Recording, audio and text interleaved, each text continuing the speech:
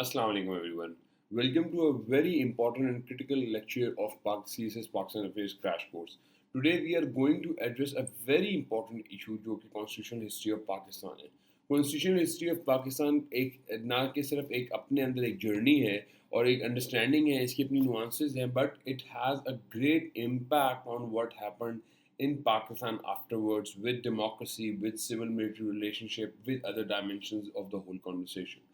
पाकिस्तान का जो सबसे बुनियादी मामला रहा है and that is considered as the point from where all the different issues erupted, इसके पाकिस्तान के अंदर आइन नहीं रहा। और जब आइन रहा तो आइन को बहुत बार it was abrogated, it was suspended, it was holded in abeyance और समथिंग ऑफ दैट सॉर्ट।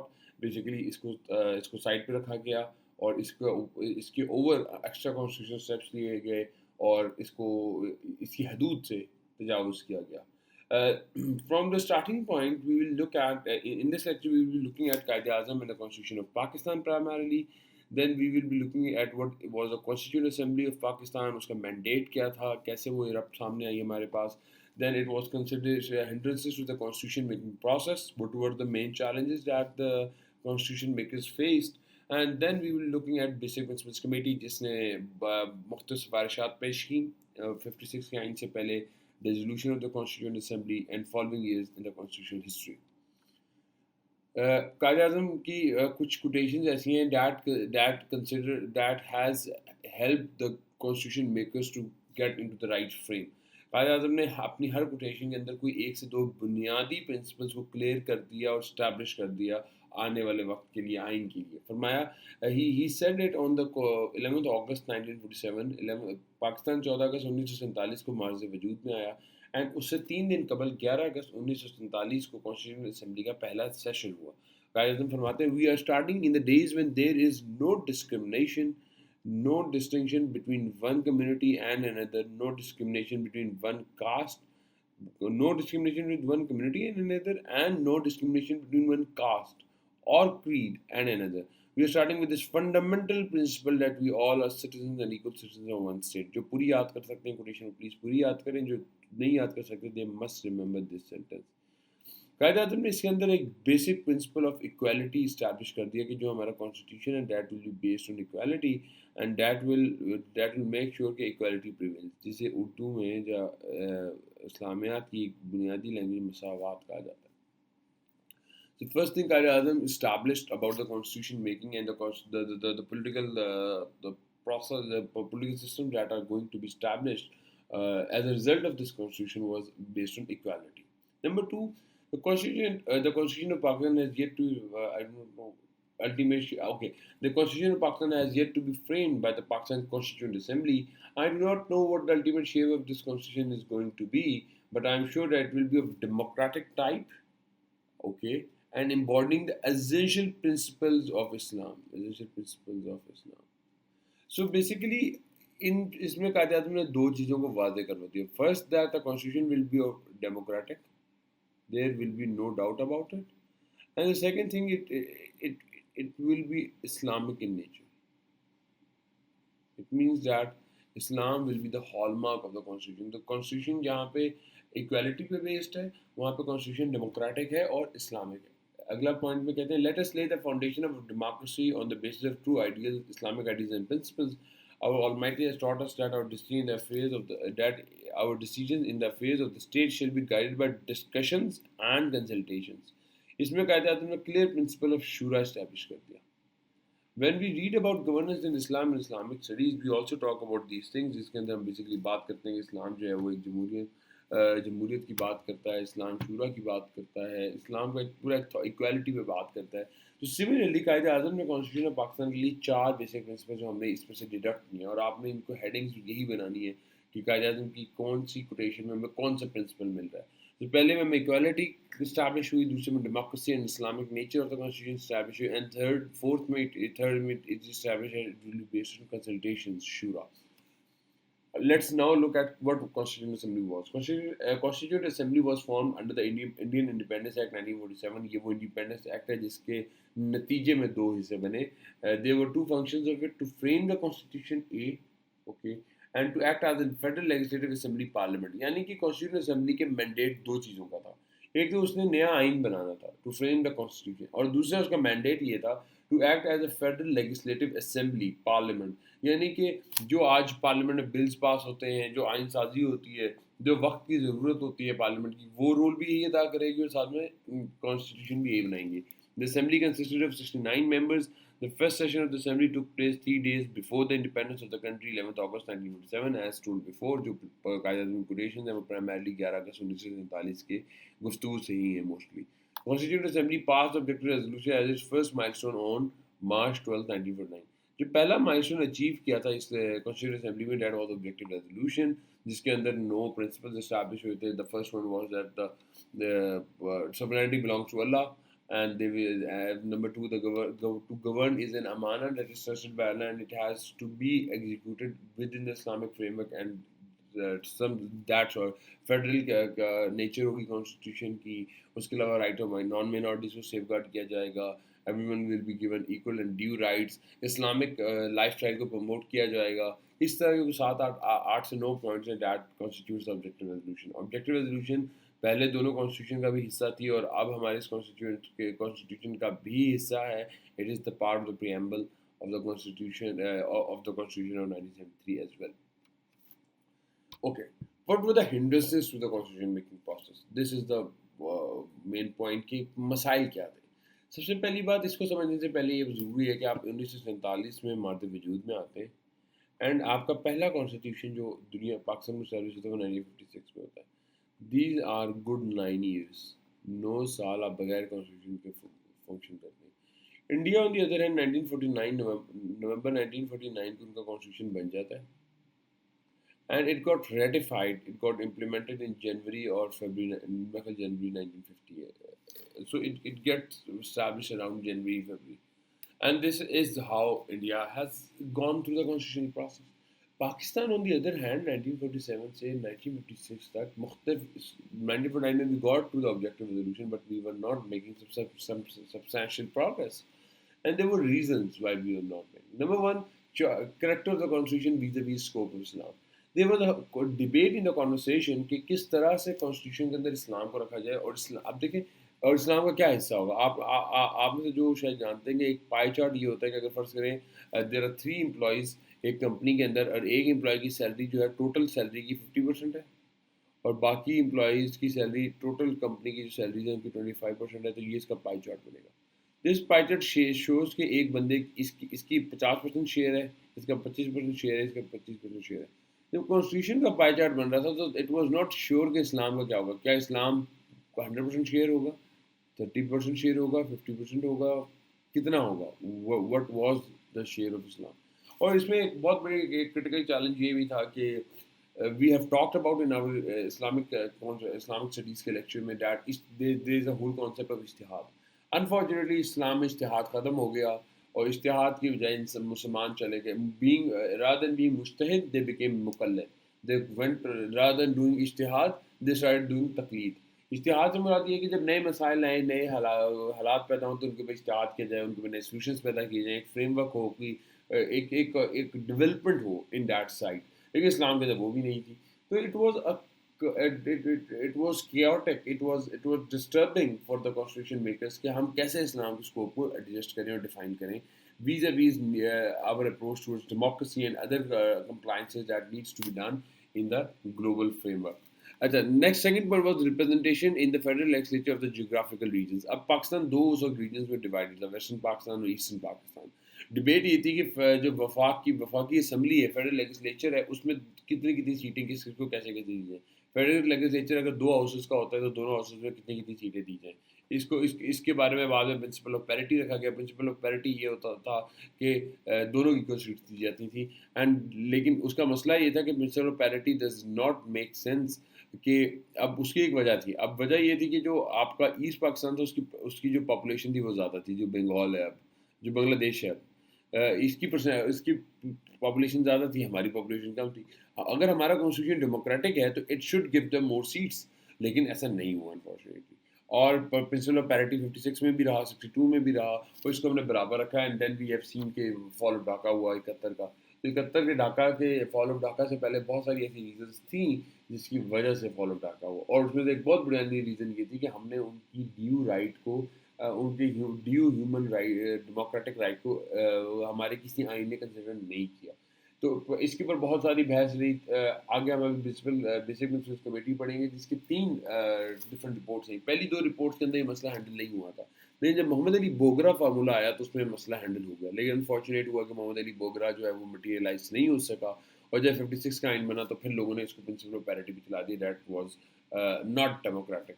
तो representation in the federal legislature of the geographical regions. Third was power distribution matrix between federal and provinces, यानी सूबाई हुकूमत और वफाकी हुकूमत में क्या किस तरह ताकत डिवाइड होगी। ये डिबेट बहुत ज़्यादा है। डेवोल्यूशन ऑफ पावर का कॉन्सेप्ट है ये। बेसिकली डेवोल्यूशन ऑफ पावर ये है कि वफाक जो है अपने बहुत सारे अख्तियारात जो हैं वो डिवॉल्व कर दे और सूबे को दे दे।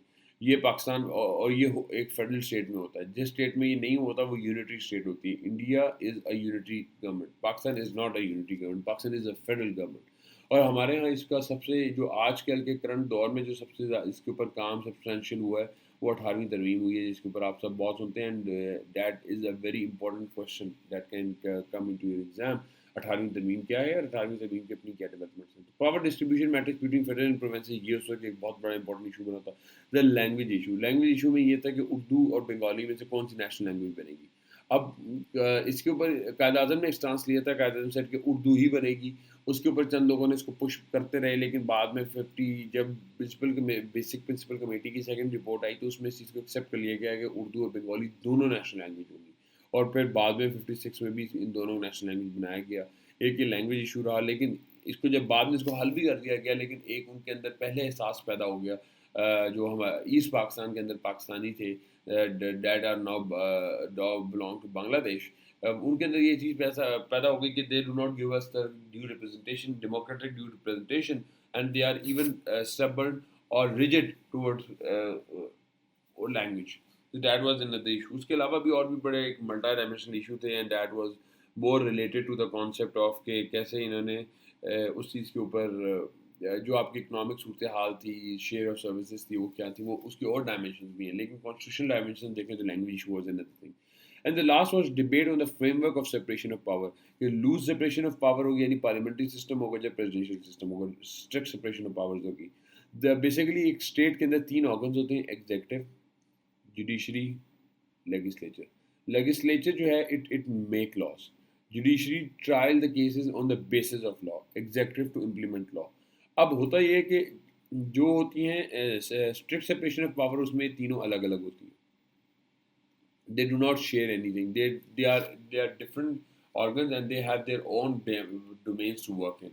लेकिन जो लूज सेपरेशन ऑफ पावर होती है, जिस तरह के हमारी पार्लियामेंट्री सिस्टम है, उसके अंदर होता है ये कि एग्जीक्यूटिव और लेजिस्लेचर ये अपनी अपनी इनकी डोमेन तो ज़रूर है, लेकिन दे ओवरलैप।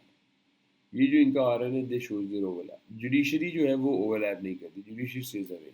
तो लूज सेपरेशन में जुडिशरी अलग होती है, एग्जीक्यूटिव लेजिस्लेचर में ओवरलैप होता है, और वैसे स्ट्रिक्ट सेपरेशन में तीनों अलग होते हैं।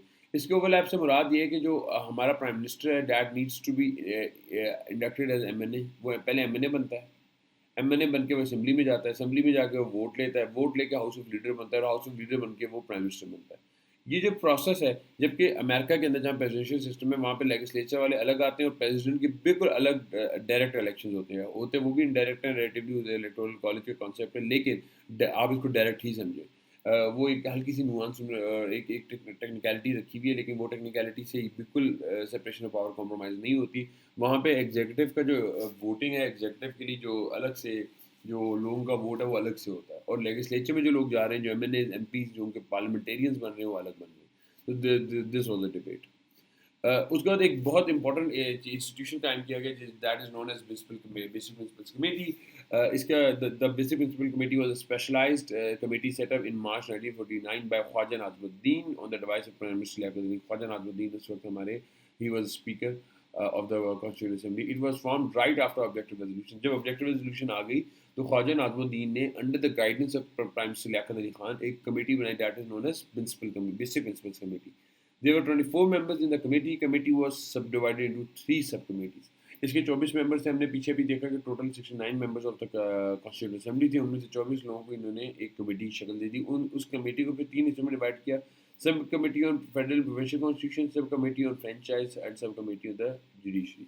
इनको एक मुख्तलिफ मैंडेट दिया कि आपने आइन के इन स्पेसिफिक पार्ट्स के ऊपर काम करना है। The committee's sole purpose was to determine the basic underlying principles that would determine future constitutions and legislature in Pakistan. तो जो कमेटी का सोल पर्पस था, बुनियादी पर्पस क्या था? Determine the basic underlying principles that would determine future constitutions and legislature in Pakistan. Basic principles को establish करना. Although they were established in the objective resolution, लेकिन उनको elaborate करना और उनको practical तरह से इनको integrate करना. Basic Principles Committee produced 3 reports. First two were rejected on language and representation. Third one was produced and led by Muhammad Ali Bogra, popularly referred as Muhammad Ali's formula that we talked about. This formula got appreciation as it tactfully handles both the prime issues, that the language issue, the deadlock on the matter of representation, and how prime executive position appointments would be balanced between the two wings, one from the East Pakistan and the other from the West Pakistan. ठीक हो गया. तो इसके अंदर language issue को हल कर लिया गया, deadlock on the matter of representation की भी हेल्प किया गया. अब इसको हम ये थोड़ा सा समझ लेते हैं कि उन्होंने डेडलॉक कैसे हेल्प किया. मसला ये था, डिबेट ये थी कि जो इनकी सीट्स हैं लेजिस्लेचर में वो कैसे दी जाएँ. ईस्ट पाकिस्तान की पॉपुलेशन आबादी ज़्यादा है तो ईस्ट पाकिस्तान का हक बनता है, वेस्ट पाकिस्तान का के पास अख्तियारात ज़्यादा थे और वेस्ट पाकिस्तान शेयर नहीं करना चाहता था. तो एक डेडलॉक चल रहा था. तो मोहम्मद अली बोगरा फार्मूला ये आया कि आप इस तरह करें, लेट्स सपोज, मतलब जो इसके एग्जैक्ट फिगर्स हैं, that I will attach in the description कि आप कौन सी रीडिंग कर सकते हैं इस टॉपिक के लिए, जहाँ पे आपको सारी डिटेल मिल जाएंगी.